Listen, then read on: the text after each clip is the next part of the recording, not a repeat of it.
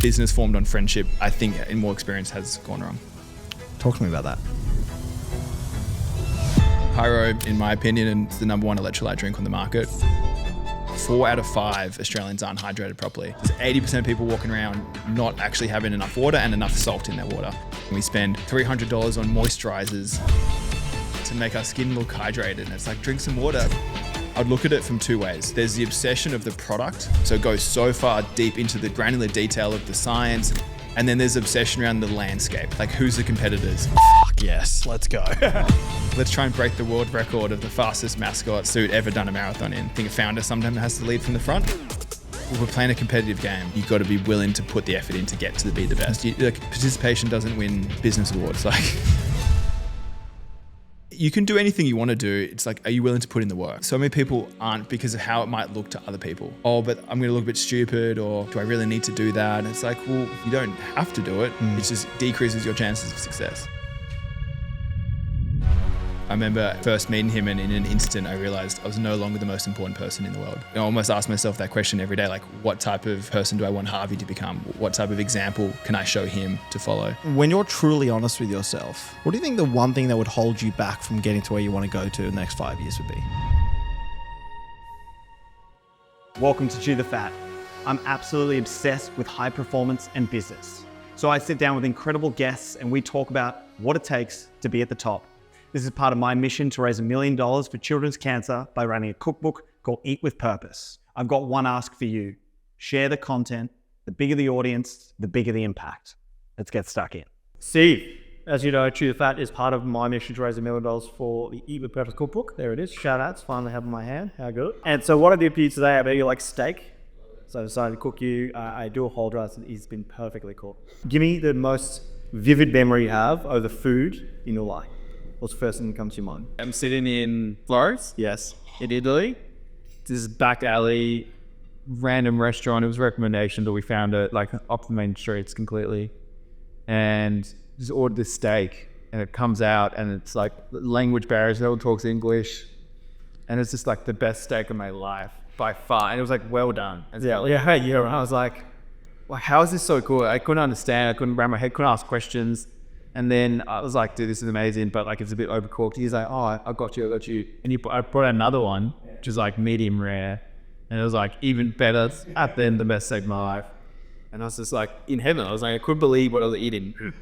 love that. Well, hopefully we can have the same experience again. Let's get stuck in. Steve Chapman, CEO and co-founder of Hyro. Welcome to Chew the Fat. Thanks, mate. Good to be here. Mate, it's a full circle. The first time we caught up was me spending it out in a sauna and you hosting the podcast. So The Win or Learn podcast back in the day. and I neither won, and I hopefully gave some learnings, but I was doing a lot of sweating like a little piggy. Where I'd love to start for the audience, man, is bring me to a couple of like the most pivotal memories in your childhood that made you the person you are today. For sure. Straight in the deep end.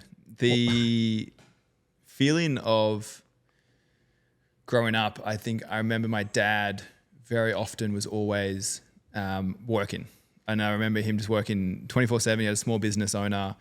And I think he even told my mum, where he's like, I'm just not going to be around much like until the kid's a bit older, because I just want to provide and work hard for the family. And I remember going into like the office on like a Sunday, and like at lunchtime we'd be hanging around the boardroom table, and it'd just get to catch up, and I'd have to like half an hour to tell him all my achievements from the week and tell him how good I'm doing at school and sport. And I think it probably got this chip on my shoulder of unrequited love, or just need to prove myself to get validation or be seen by my dad or this kind of masculine figure.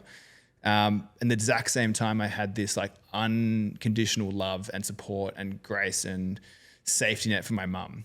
So it was almost like I had this room to try and achieve as much as I can in the world, but if I fail, like I'm okay, and I still have like the home and my mum's cuddles to come back to. So I think that was a defining childhood for me. And lastly, my brother, he was an older brother.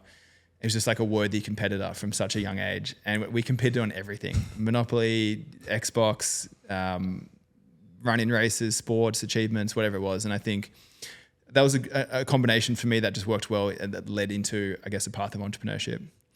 And then lastly, I remember just trying to sell a lot of things at school.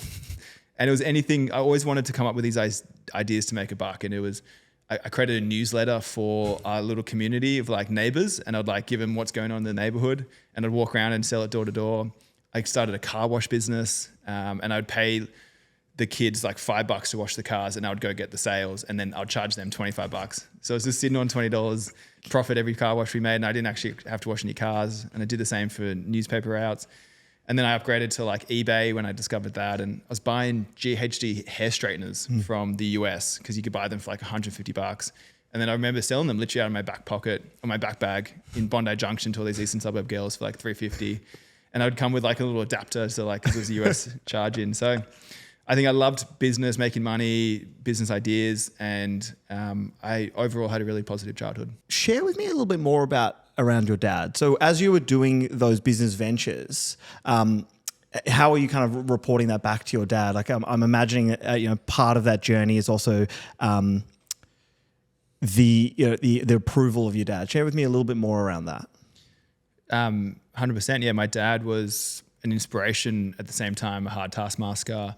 He went to Vietnam. He was a hard dude, and he didn't show much love and didn't give me many pats on the back. And unfortunately, I probably adapted some of those traits to myself, where it's never good enough. You always kind of put your best effort on the field, and if you didn't get the win, you didn't get the win, versus how much effort you put on field.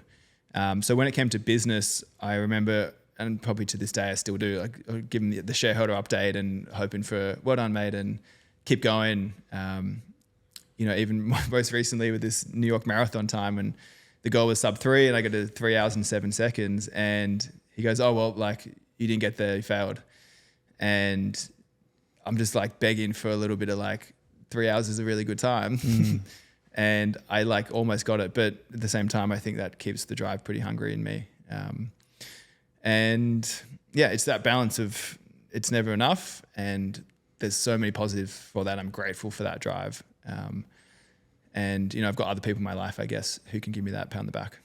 It's super interesting as I hear that story, right? And it's exactly that balance you're talking about, that the balance of, of course, we want to love our kids, and if you do too much of the gentle parenting, we haven't yet baked in that striving for, and it's this really interesting dichotomy between what will set someone up for absolute success and like a burning why, but then also making sure that they're have that support and safety. Normally I'd wait till later, but I kind of want to bring it home for you. You've recently had a son. Like, how does your childhood then shape the way that you want to raise your son? Oh man, it's such a perspective shifting moment. I remember first meeting him, and in an instant I realized I was no longer the most important person in the world.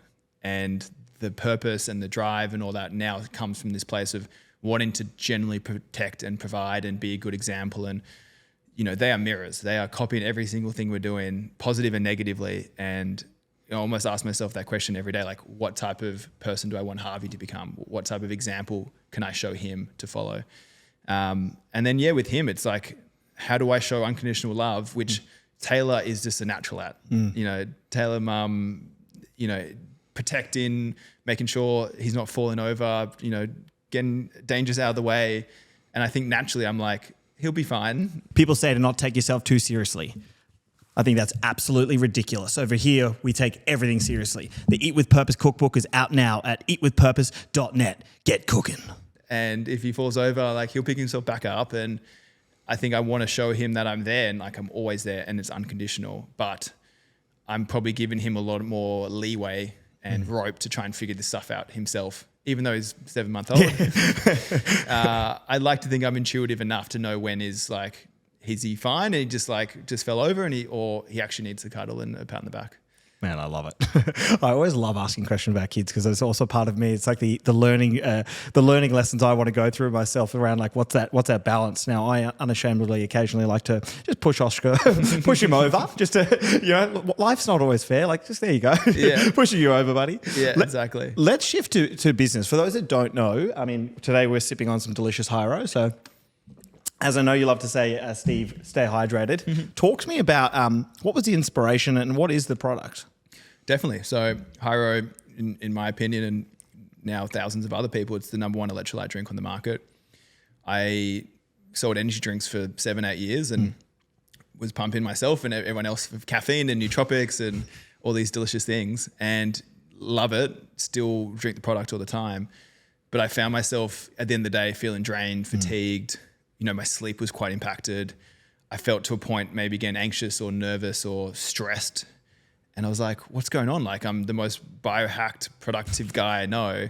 Morning routine dialed in, cold plunges, saunas, nootropics, like all these 1% edges, exercise. I was doing everything, but I was actually missing this glaringly massive part of the puzzle, which was hydration.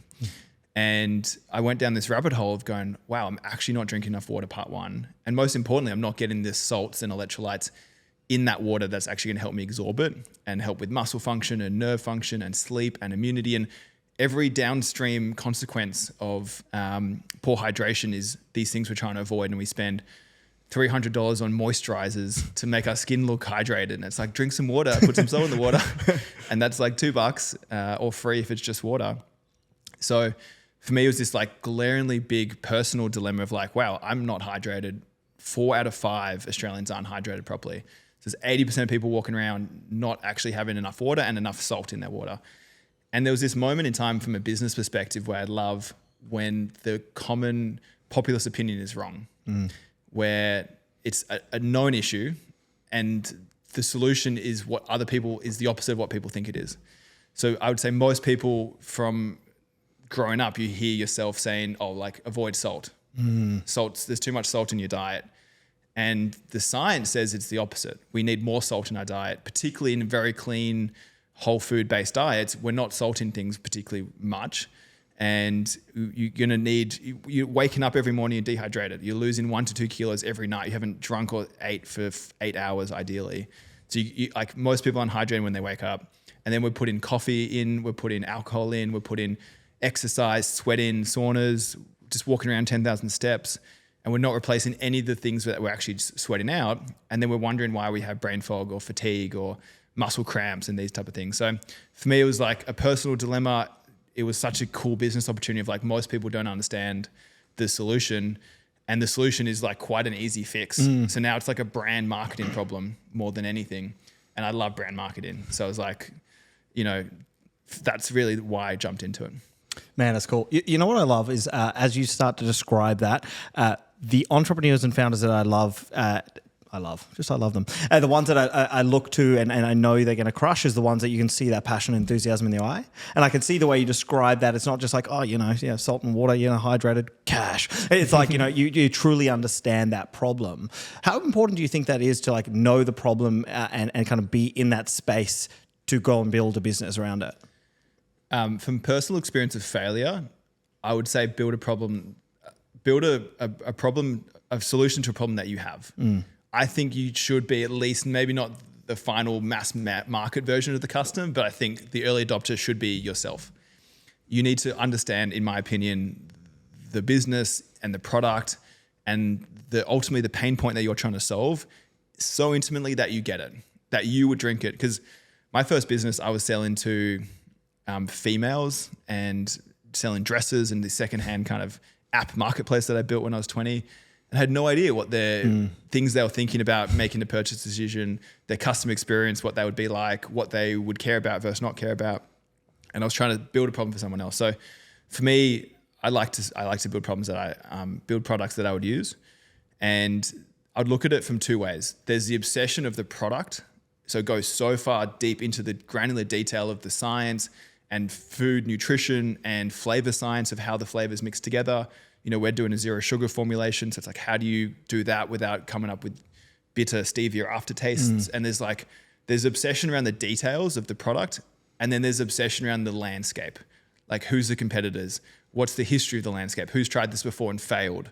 Who's crushing it right now and why they're crushing it? What's the moving parts of regulation and industry trends and like run clubs versus Hyrox versus, you know, I'd say obsessed with product and then obsessed with the landscape. And you find that can then fit perfectly if you understand those things. Fuck yes, let's go. So let's talk about those launch strategies. You know, from an outsider in perspective, when we sat down and you kind of shared the vision of the business, what I really loved was around that detail around, okay, this is how we're going to go, this balance between like guerrilla marketing, which we're going to talk about shortly, and just truly knowing the audience and making sure you're embedded in these communities. Share with the audience, like, what were some of those launch strategies? So number one, what were they? And then how have they kind of started to eventuate? For sure. I'm a big believer in you can't do everything. You kind of pick a few key strategies and do them really, really well. 1 mile in 20 directions is you go nowhere versus 20 miles in one direction, you're making serious progress. So for me, when we came up and we started to launch the business, it was, where do we want to win first? Like, who are the early adopters? Where's the hungry market today? Part one, if you look at Google Trends on run-in, it's like 100 out of 100. It's never been more popular in the history of run-in Google search. The other one was electrolytes. So there's this amazing compilation of run-in and electrolytes, which is a really obvious use case, which you shouldn't go past. It's such an easy education piece of like, oh, you go run-in, you're sweating, you probably should replace those.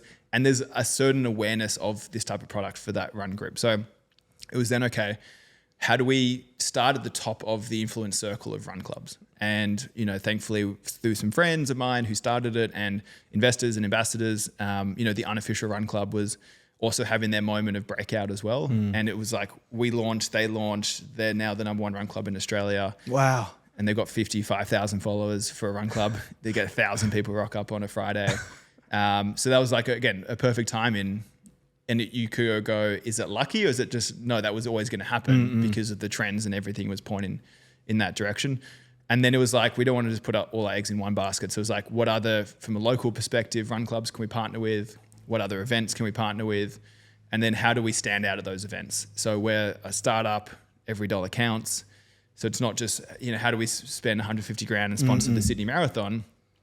How do we get all of the press and the coverage and the awareness around that, but not spend the 150? So we end up coming up with an idea of running in a mascot suit. So it's a giant Hyro pouch. And we were like, let's try and break the world record of the fastest mascot suit ever done a marathon in. I think a founder sometimes has to lead from the front. So I jumped on the suit. Myself in the Gold Coast Marathon ran a 3:28, which I think was the fastest in Australia, but didn't get the record, but came close. And then we got another guy, a really good runner, Brett, and he ran in Sydney and did a 3:08 and broke the Guinness World Record for the fastest mascot suit. Those couple of reels that we did around that got hundreds and hundreds of thousands of impressions and reach, and orders came flying through the door. And everyone that I talked to about those races, they remember the Hyro suit. They go, how can this person be running a whole marathon in this thing? And it's a little nod to one of my favorite entrepreneurs, Jesse Itzler, when he was launching Zico coconut water. And I know the other founders of that business well, and one of them's an investor and advisor in the business for Hyro, and they ran the New York Marathon in the suit, 15 years ago when they launched Zico. And that always stuck with me. And I was like, perfect time, electrolytes, hydration, marathons. Product market fit was there. And then lastly, from a business fundamentals perspective, I knew I wanted to launch an e-commerce product. My previous venture, Shine, was a ready to drink in a can, 97% water, very bad economics to sell online. And I think the usage occasion around a ready to drink beverage is impulse, hence why convenience stores and retail become wildly important for the business model. Where with this, it was a little bit of a planned purchase where you could buy, similar to an AG1 or vitamins or supplements, you'd have it in your cupboard. Ideally, we'd want a Hyro in every single household. And then every time you're going out for a run or you wake up in the morning or you're feeling like you need it, you can have Hyro there. So I wanted a really easy to ship product, really good margins on that, and then invest heavily in digital and Facebook ads. So then that became another key part of the launch strategy, was like, how do we start dialing in content to be able to actually get profitable on first order purchases from a cost to acquire a customer? And then how do we make the product good enough that the repeat purchase rate's high enough so then we can just increase that lifetime value and ultimately get people on subscription? Bruh, I love this. It's so good to hear, right? And this is the part that I think with a second-time founder, one of the challenges can be you've gone through the journey, and some of those early day things, that the guerrilla warfare that you're prepared to do on the first time, you then become a bit like, I've done that. Okay, people, what I love and what I can hear and what I hope the audience can hear is like, yeah, I've done it, but like, I'm going to go even bigger and better. I'm going to sweat it out in this suit. And I can only imagine how much Hyro you would have needed in that suit, because it looked sweaty and hot. So hot. Was it so brutal? Hot. Yeah, man. Like I called Taylor at 5Ks in. I go, this is the worst thing I've ever done. And I think I was going for a goal of sub 3 at the time. And I was like, sub 3 is not happening. What do I need to try and get like a 320 right now? And then I end up getting 328. But the awareness, like I remember, I love Shopify. Yeah. And I have the Apple Watch. So I was running and I was getting Shopify notifications as I was literally running past people, and they would go place an order. No. And that was the most inspiring thing. That was all the gels I needed, was these Shopify cha-chings coming through in my headphones. Yes. That was one of our better days of sales from that event. So that was pretty cool. And that's it, right? Is for the people hearing is, if you get too precious about, in those early stages around, oh no, I'm not going to do that, or I'm going to get people in, and realize that some of these like guerrilla marketing tactics like that would have cost you an entry fee and a suit. What are we talking, like $400, $500? We did the suit last minute. We came up with the idea on a Monday. Yeah. And the race was on the Saturday. So I think the suit express was like $1,500. Sweet. So if let's call it a totality of $2,000, including getting there, to make orders and to make an impact and have something that has hundreds of thousands of impressions. The dollar cost productivity completely stacks 100%. up, and that's what I think is most important. First time founders, second time founders, doesn't really matter. It's like, what can you do that gives disproportionate outcomes for a minimal amount of effort? It just requires a bit of creativity. Yeah, and I think humility. Yeah. To be honest, I think to your point before, like founders like to sit at the top of the status poll and top of the org chart, and they're not willing to do the grind and the work. And it's like, oh, I'll pay an agency to do that, and I'll pay an intern to do that, or I'll hire someone else. It's like all your money's going out to roles that you could be doing quite easily, and the impact if you do it is again going to be 10 to 20 times. I think never ask something you're not willing to do yourself. And the fact that I ran in it first and then I did City to Surf in it as well, then set the tone of like, okay, he's not just like farming it. He's actually going for a good time. He's a pretty committed runner on it, and he's put himself out there. I'm willing to follow suit. And then it became a really positive brand momentum of like, who else is going to crack the record and who's going next. And, we end up giving $1,000 to someone who could beat my time. And we had hundreds of people trying to enter to try and get into the suit. So I think it's like, I think you can do anything you want to do. It's like, are you willing to put in the work? Yes. And so many people aren't, because of how it might look to other people. And, I was in New York, and I think it's less of an issue there because there's this sense of like, they're going after it. Like they're true hustlers.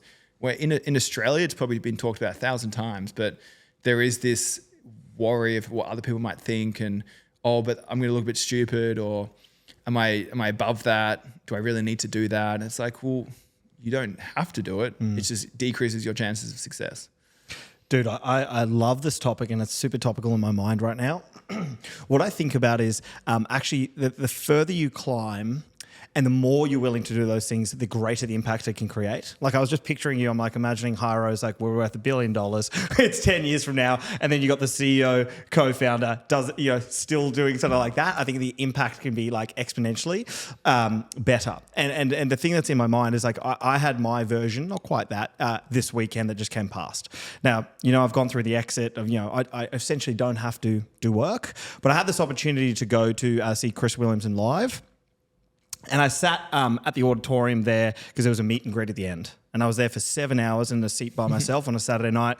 Wife and son are home. My mates are at a Bucks party. I could be doing anything and everything, except instead I sat there. I decided to wait till the very last person in the last line, 300 people in front of me, so that I could give him a Eat with Purpose cookbook, shake his hand, and try and make an impact. I love that. And what I realized, like in that moment, because like the people, like when I explained to him the story, he's like, "Wait, what the fuck?" Because it took him by surprise. Like, you've just been sitting in the audience. You didn't try and cut a cue and trying to ask someone to do. Makes an impact. You know what I mean? The bigger the story, the bigger the impact can create. And so for people who don't even yet have a business and are not willing, it's like, take this as your motivation. Like, you got to do that shit. The unscalable is how I think about that. And people have an unfair advantage, which is like time and creativity. Is like leverage the shit out of it. Yeah, and I think put yourself in positions to succeed. Yes. And like New York, just for the last 10 days, was a perfect example of that. It was literally non-stop, back-to-back meetings in the morning to run club, shakeout runs to lunches to afternoons. And I just wanted to keep putting myself in a position where the right people were going to be in the room. And there was so many times I was so tired. I was jet lagged. I was preparing for a marathon. I just ran a marathon. And I was like, the last thing I want to do is go to another networking event, another shakeout, put myself out there that I'm not really invited to and like go and sample my product. And literally I was walking around with a camera and giving some of the biggest influencers in running in the world, hey man, like here's Hyro, this is Electrolyte, I'm from Australia, let me know what you think. And then I record them on camera and thankfully everyone loved it, but it's like, no one's willing to do that. Yeah. Like no one wants to walk up to random people and get them to try their product on, live cameras. But also like just the effort to keep showing up, even though you're not invited, you don't know anyone. I flew from Australia by myself with my wife and kids at home. First time, I've got a 7-month-old, like first time I've left them. I was like, I'm going to make the most of it when I'm there. It's super cool to see too, because again, extrapolate out to 5 years from today, Hyro's this incredible success. It's worth hundreds of millions or whatever the number is. And people will look and be like, lucky Steve, hey? Oh, lucky old Steve, hey? He just gets all these opportunities and he got to be here. And it's like really important in these moments as you grow these businesses. These are essentially leaps of faith that you take. Yeah. Like doing that thing and going to the New York Marathon, that's a leap of faith. Like you don't know. You have like in your mind, probably some kind of confidence that it'll pay off in dividends, but these are the leaps you have to 100%, take. 100%. I remember talking to one of our investors, Churchill, and he's like, you're just such a hustler. And he's like, you were hustling me that much. Like you're going to do this to everyone else. Like you're just not going to lose. Like I'm going to back that. I'm going to back the energy and the grit and just keep showing up and the tenacity. And I think it's one of those things like do everything and you'll win. It's a Napoleon war strategy. But if you, on every possible option and you did it, there's no possible outcome except you winning. It just might take you 1,000 repetitions. Dude, I love that. I heard I don't know if it's a quote, but something essentially like the harder I work, the more surface area I create for luck. Yeah, and that's like exactly it. So let's talk investors. So I know, part of this was a capital raising strategy. Who did you look for? What did you identify? Like, what were you going for to try and set Hyro up for like that steep growth curve? Yeah, for sure. For me, there's 1,000 people with money and checkbooks are, if you're in the right circles with the right product and you can hustle enough, you'll find money. It's just who's the money coming from and like how much can they add the value on top of the money. So for me, the most expensive equity you ever give up is that first round. So I was conscious of if I'm going to give up some equity, it's got to be for people who are worth it. It was a combination of, strategic from a ambassador perspective. We had a really interesting model where we didn't want to give away shares for free. We don't want to devalue ourselves at the start. So we wanted to create really true deep down win-win incentives where they would actually invest into the business from the full valuation perspective, but then would unlock extra shares for them to be an ambassador on top.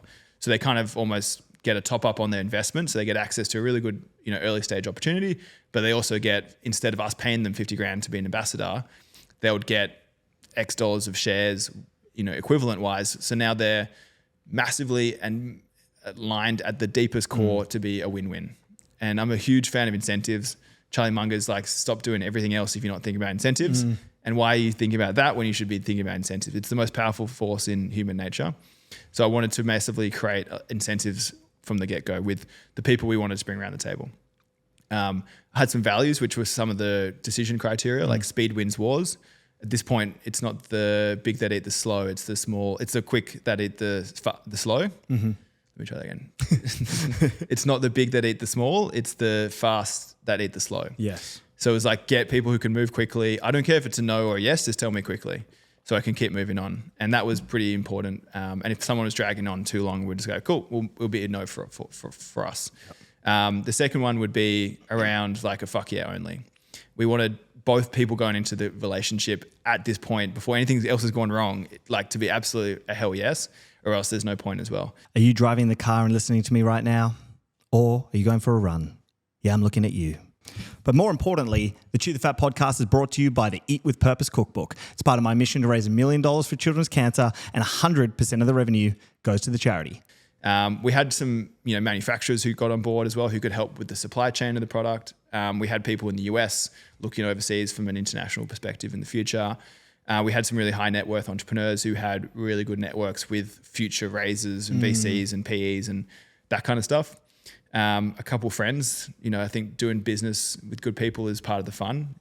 Success for me is doing things you love with people you love. So I wanted to go on this journey with people I'd really truly enjoy it. I love that you've done it with the family before. Mate, it's the best. You know, you hear those opinions like, oh, I never do business with family or never do business with friends. Well, it can go wrong, but if you can get it right, it's a magical 100%. It's a magical thing. I think for experience-wise, I think a friendship formed on business usually is amazing, but a business formed on friendship, I think in more experience has gone wrong. Talk to me about that. I'd like to say if you're going into business with someone, there's a certain level of respect and professionalism. And some of my best friends, we met through business because I love business. It's like my identity and all I like to talk about is business. So if they also like to talk about business all the time and that's their identity, then we're automatically aligned on long-term games as well. I think for me, when you're in friendships is one of the most complicated social contracts of all time. A marriage is easy. There's a contract, there's clear expectations of what each party's doing, and it's black and white when something goes wrong. In most families, quite a clear contract of what family means. Blood runs thicker than water.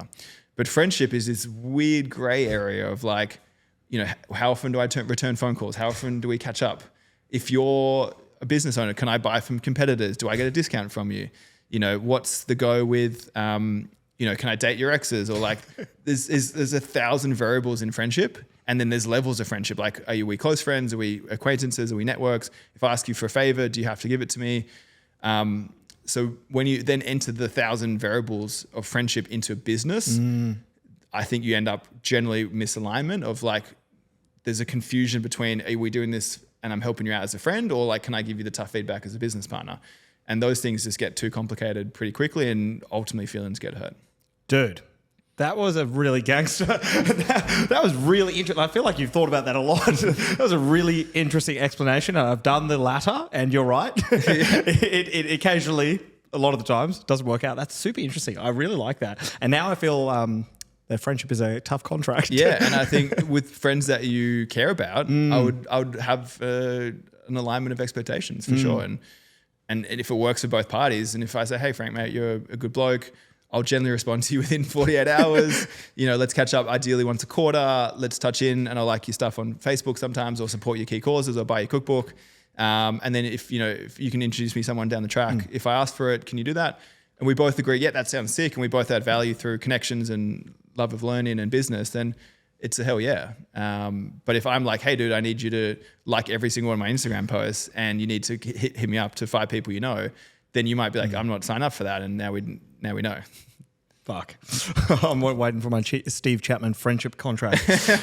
So talk to me about, you've done a couple of businesses, right? And I guess the most recent was Shine and now Hyro. Is, you know, the beautiful part about being a second, third time founder is you get to carry over these key lessons that aren't theoretical anymore. You know, it's not like an MBA that you're like, oh, I believe this is going to work. It's like, okay, I was in the thick of it. I was eating shit. That didn't work. And now I'm gonna pivot and change direction. What were the key lessons, 1 or 2 key lessons that you've taken from these previous setups of business that you've now rolled over into Hyro? I'd say one I just touched on before, which I won't repeat myself, but doing business with people you love. Yep. I think who you have on the cap table and your investors and your business partners, and I think is probably the most important determining factor of if you're having a good time or not. It's not how well the business is doing. It's probably who you're doing it with. Because you can go to war, and this is where camaraderie comes from, be in the trenches and bullets are literally flying your head, and people go home from that experience and go, oh yeah, I'd sign up again. Because the buddies we were in the trenches with were just made it worth it.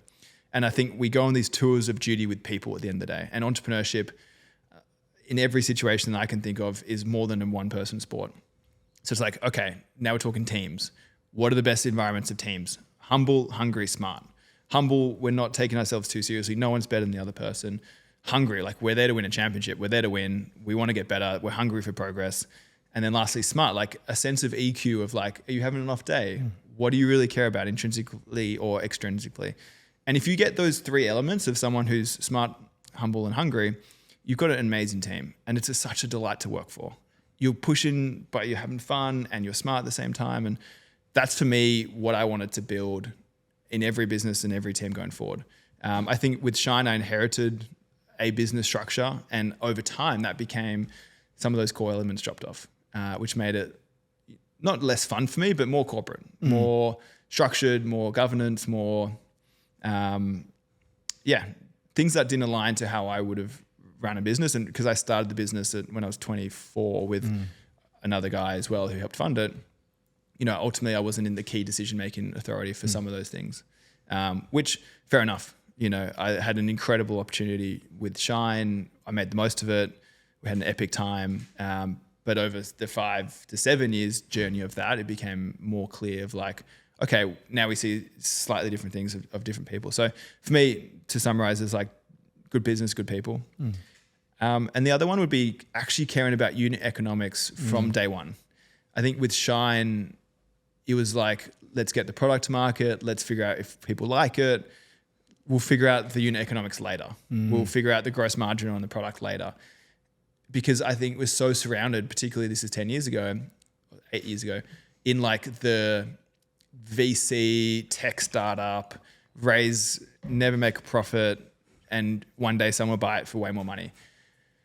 That's true in beverage as well, but in Australia, it's very, very hard to pull off because there's not that many successful exits. And if you're not willing to actually keep raising, then you need to figure out unit economics immediately. And ideally, you're selling a widget.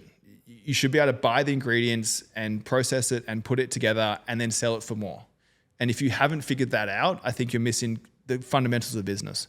And you can't raise your way out of a bad business model. And there's a few, thankfully Shine was good, but there's a few case studies in the beverage industry in Australia where they're working off 6% gross margins. You can't sell enough volume in Australia to get you out of that hole when you've got execs and teams and marketing and all this kind of stuff. So for me with Hyro, it's like unit economics, day one, make sure they're sorted as well.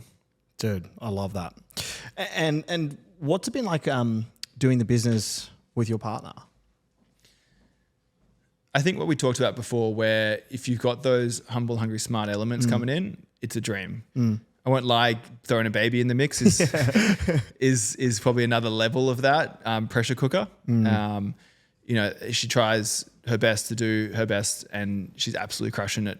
I think her priority still is like mum first, business second, and that's fine because I'm business first in most parts of my life. So I think we early days had to become clear of like, is this a personal conversation or a work conversation? And me being the boss had to give feedback, and it wasn't personal feedback, it was business feedback. And also her as a co-founder to try and get her to see, because it was her first time as a non-employee. And the mindset between an employee and a business owner is very different. The business owner thinks a job needs to be done in this company, who's going to do it? Versus the employee goes, oh, here's the reasons why I couldn't do it, or I'm not supposed to do it, or I'm not the right person to do it. Where if you thinking from a business perspective, it's like the job just needs to get done. Like it doesn't really matter who's doing it. It's if you're not doing it, then I need to do it. And there's like the buck stops ultimately with the business owner. And for me, that comes naturally because I've been an entrepreneur for 10 years where no one else is picking up my shit. Like at the end of the day, all the worst problems and all the smallest things has to be done. And ultimately, if no one else is doing it, it's on me. So that was just, I guess, the employee to business owner perspective shift that Taylor had to go through, which she now gets. It's just like some fun conversations along the way. And I think she's realized like how much I'm on 24/7. And sometimes she needs me to be like off for an hour or two. Once she's like woke up and I was like banging her straight away with ideas. And she's like, I just woke up, like give me a space. I was like, do you need like half an hour? And I was trying to get like an agreed time before I could start talking about business. You're trying to establish a daily contract for when I could start riffing. Yeah, my amazing, incredible wife. I don't think she could. She wouldn't be able to work with me. I don't think it would be too intense for that lovely lady. So it's good to see that it's working out well. Yeah. Talk to me. I have a question for you, Steve, and it's one of those challenging ones. Hopefully, is like when you're truly honest with yourself. What do you think the one thing that would hold you back from getting to where you want to go to in the next 5 years would be? Yeah, good question.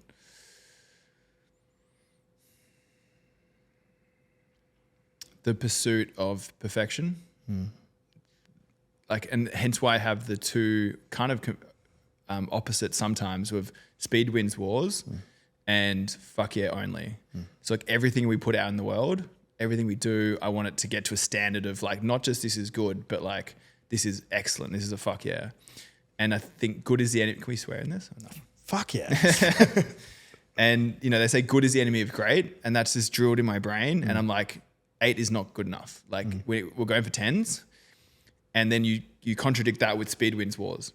So we've been in this like dead zone a few times of going, we're now slow and it's not a fuck yeah. And like, I almost would have been better just to go speed wins wars on this, or on this one, this is really important. Let's go to a 10 out of 10. So I'd say pursuit of perfection, and then delegating that out to enough people.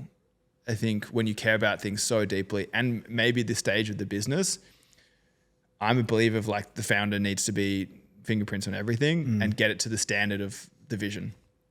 It's like a baby. It's so fragile, and mistakes are fatal at this stage. When the business is grown up a bit more, you can leave it overnight and it can eat something off the floor and it's fine.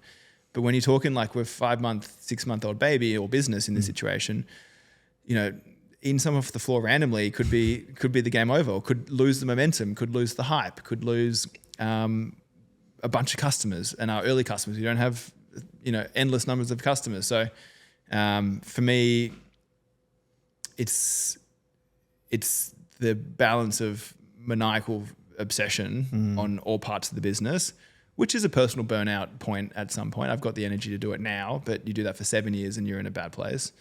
With then getting the right people on board to scale that, and hence why we've just got our first full-time employee started last week. So we're starting that journey.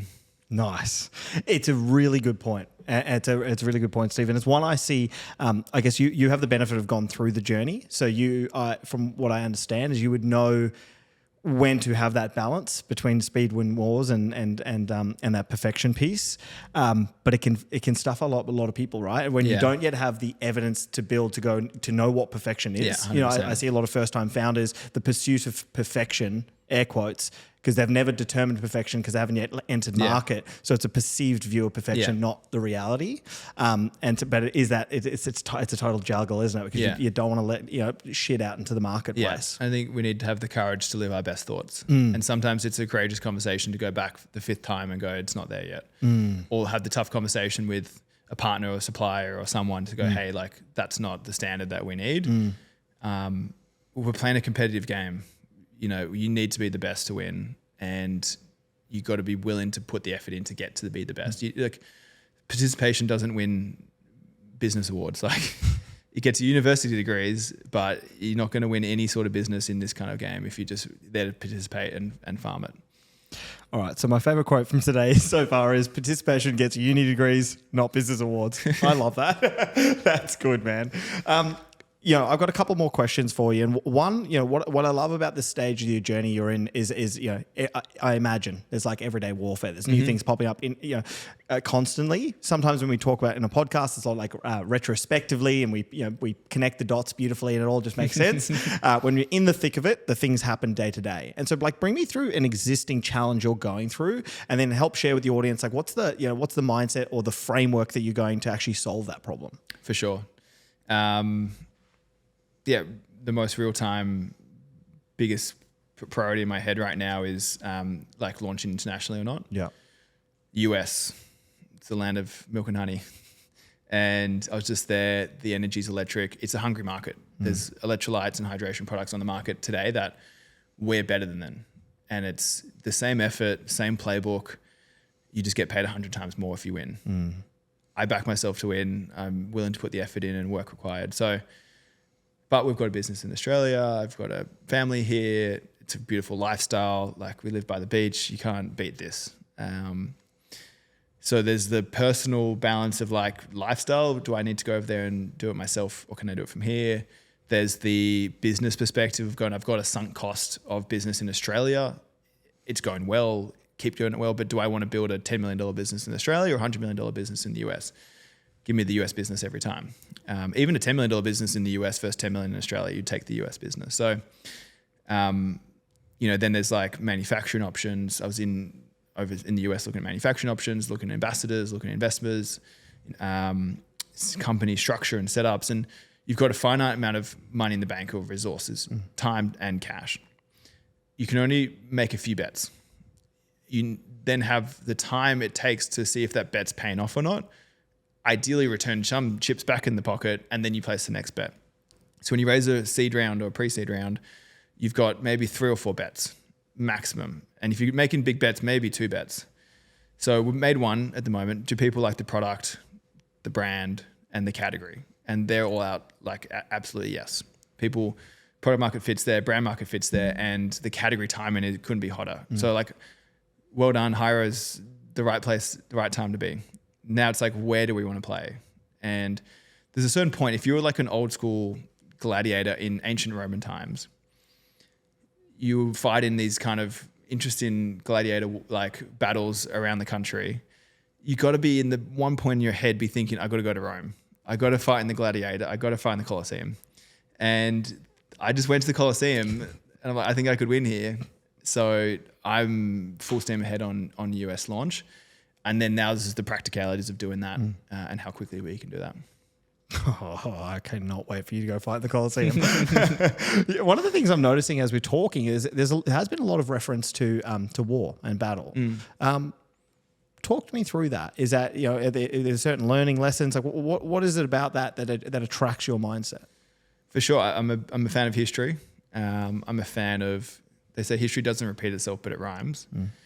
And there's these lessons in human nature that can be learned from other people's experience.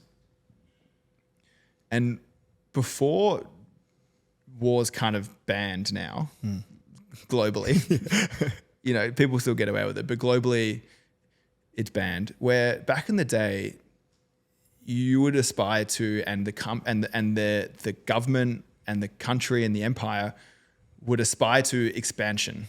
And what they would do is go to war and they would say, who can I invade next? Where's the next resources?